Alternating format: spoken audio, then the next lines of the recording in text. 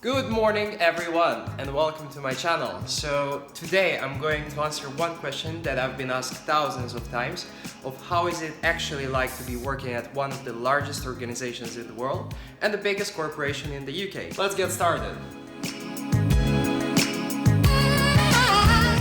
So I'll take this opportunity to be as specific as possible and give you as much information as I can, and I'll touch on points such as the application process, getting the offer, how is it like to work in a multinational company, what are the perks, the benefits, and how is it compared to other companies. When I started, I didn't really know where to begin with. I didn't know how is it actually like to work at this kind of corporations, what are the benefits, and where can I see myself in the next 5 or 10 years. That's why, being mindful of how insightful I could be, I'll try to make this video as much educational as possible. Hope you find it inspirational. If you have any specific questions or you simply want me to guide you through the application process or give you some other tips, please subscribe, leave a thumbs up and comment below.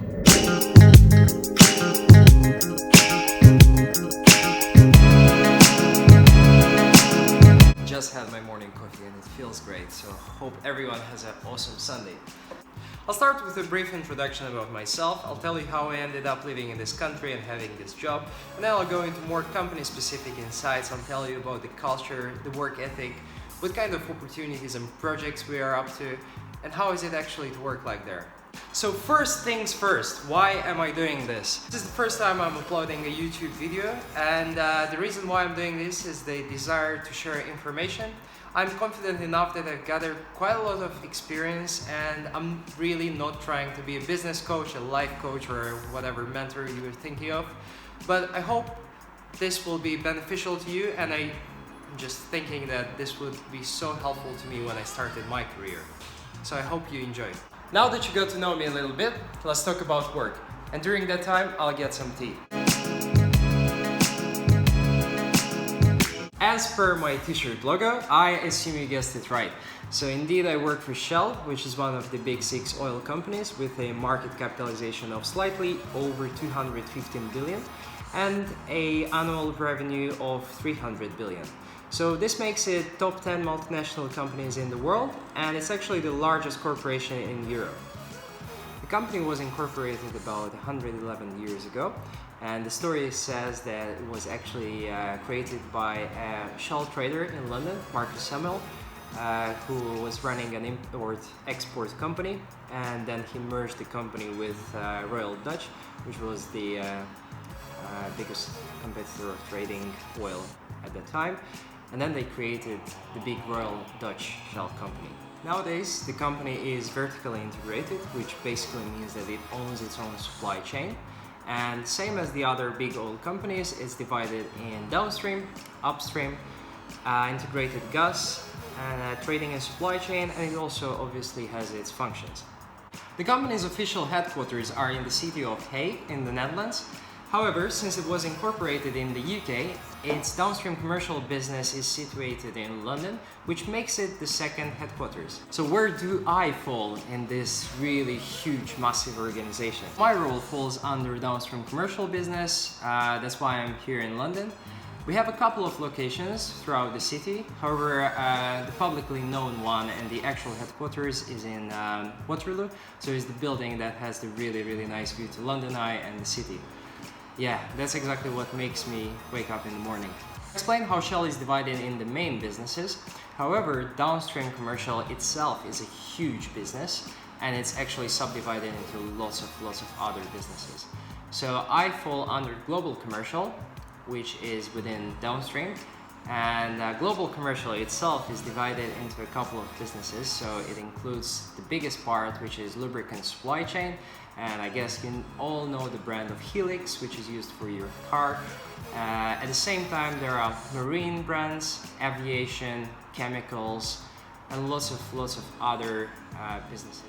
Besides the lubricant supply chain business, which is actually my department, there are lots of others, such as marine, aviation, chemicals, and many more. So before going into more details about my day-to-day job and the projects that I'm involved into, I'll tell you more about the application process and how is it like for the UK graduates. So although it's mainly applicable for UK graduates, I have been meeting colleagues from all over the world that have joined through the graduate program or internships, and they say that the application is more or less the same. So I hope you find it useful and it really helps you to submit a strong application.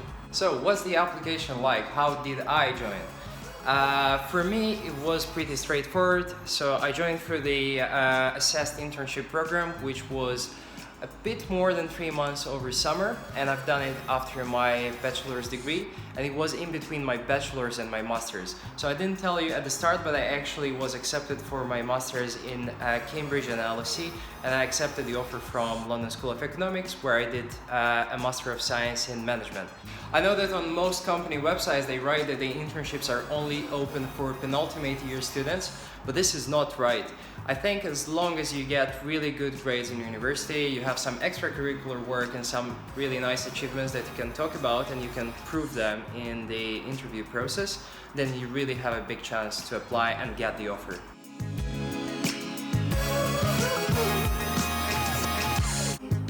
So currently at Shell, there are 3 programs. You can either join through the Inside program, which is I think a week in spring, and it's only open for students in the first year. So this time is actually only open for students in the first year who don't really know what they want to do, but they want to have an insight in the company and try to see if that's something that they would like to be part of. If you are successful in the Inside program, then you get a chance to be directed to the summer placement or get a fast track for the summer placement program, which I mentioned before as the summer assessed internship. And after completing that internship, you might get an offer for the graduate scheme. During the summer placement or the assessed internship, how they like to call it, you get the chance to work in a couple of projects in a different business of your choice, and they assess you on 3 criteria, so the capacity, achievement, and relationships. Usually by the time of your summer placement completion, they would look for some deliverables, so you should actually deliver some value for the business. Although I can't really disclose the projects that I was involved into during my summer placement, I can definitely say that I did it in the UK operations department in retail, which is actually the major business that you probably guys are more familiar with. This is the petrol station business. So I personally was responsible to deliver 3 projects that would optimize the operations in UK. To reflect on my experience as a summer intern, I could definitely say that I learned a lot about the oil and gas and energy business. I didn't know that it's so big and there are so many opportunities, and that you could start in retail and then go work in chemicals or new energies or whatever you like, to be honest. The second one for me was definitely stakeholder management, and what this implies is basically talking to different people from other departments, also talking to your customers, trying to understand their pain points and how to manage their expectations. This is something really important and some soft skills that you would definitely need in the future. And third one, time management in combination with prioritization and autonomy, because you get a lot of responsibilities and you actually become really independent as a person and also as a stakeholder that is delivering value for the whole business. So I told you about the perks and the main benefits of being a Shell intern.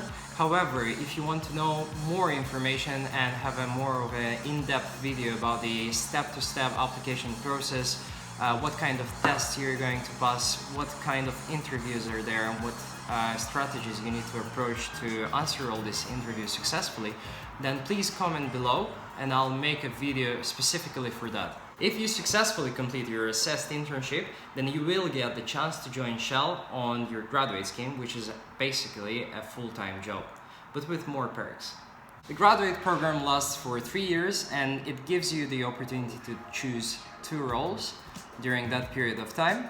So you get a real understanding of the business and you can actually do something really dissimilar in different areas, so you can get more skills and more capabilities towards the end of your program, so that after you can actually choose something that you're really interested in.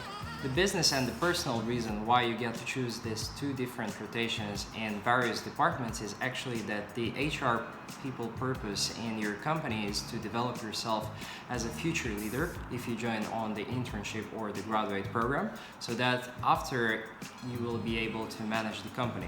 And knowing all kinds of areas in your business is crucial to make it happen. But you can also choose to specialize into something that you're really passionate about. So in the future you would become a leader of that specific department or area of interest. So that's exactly why working in these multinational companies, it actually helps you to navigate your way through the company in the way that you actually feel like is the best for you, but also for the company overall. Before going into more details about the actual culture, work ethic, and the perks that you have on a multinational company and a Fortune 500 corporation, I would first tell you the basic requirements that you need to get into the company. So a bit of the basic requirements. It is true that the major companies, they actually look at students from the elite universities, or at least the top 30 universities. Unfortunately, that's the sad truth. However, if you actually have a first-class degree and you have some really good extracurricular activities and you can just nail that interview, then it will be possible for you even from other universities.